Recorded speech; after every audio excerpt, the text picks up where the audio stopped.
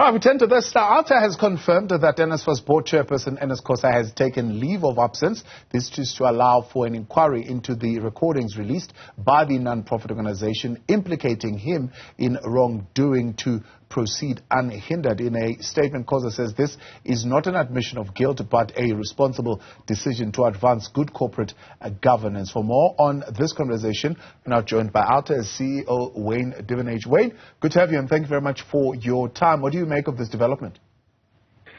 Well, surprised and not surprised. Not surprised because, well, first of all, if Ernest Khosa was innocent, if there was no reason for him to step aside while they do their investigations, then, if I was him, I'd be saying, I've done nothing wrong, there's nothing there, so I'm going to stick around. I shouldn't be going anywhere. But I think what is clear to everybody is that there's the chairperson meeting with people connected to their service providers and their contractors, not dealing with service level issues or problems with the company, but talking about things that they shouldn't be talking about. So he cannot deny, and their spokesperson, Mr. Mnisi, has confirmed that was Ernest Khosa in those recordings.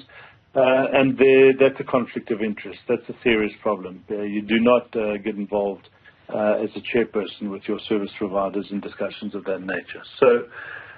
So he has a lot to answer for, and I think this is the beginning of the end of his days at NSFAS. A vast, I suppose, difference to the reaction from the minister himself, who is buckling down. In fact, he says Outa could possibly be colluding with service providers. Do you think, I suppose, this particular move by the chairperson could possibly be setting up more of this kind of a move, maybe even by the Minister of Higher Education? Yeah, I certainly think so. Our investigations, when we do these reports and investigate these matters, before we put these reports out, we really do go to lengths of unpacking the authenticity, the veracity of these matters. And these are very, very damning allegations and statements that are made in those recordings, and we link those recordings then to our findings and our investigations. There's serious, nefarious activities that are taking place in the Department of Higher Education. And not only there, services CETA, corruption, construction CETA. I nearly said corruption CETA. I wouldn't be surprised if there is one. But anyway, there's just so much that is happening that we've unpacked in various departments in this ministry.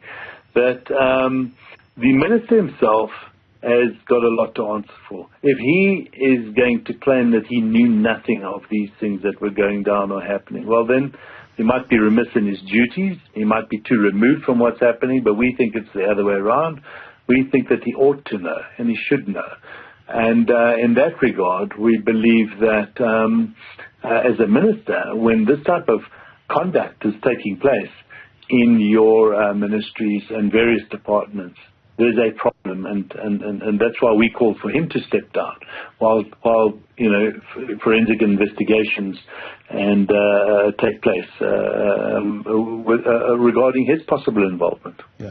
Are you convinced where you're sitting that the continued cooperation with the law enforcement agencies to further probe these recordings will actually lead to a successful, I suppose, prosecution of the chairperson? Yes, I think so. If it is what it looks like, I can't see why not, because, the laws, the PFMA, and the regulations are very clear when it comes to conflicts of interest. And if they dig deeper and they do the lifestyle audits, we believe they will find money has been changing hands.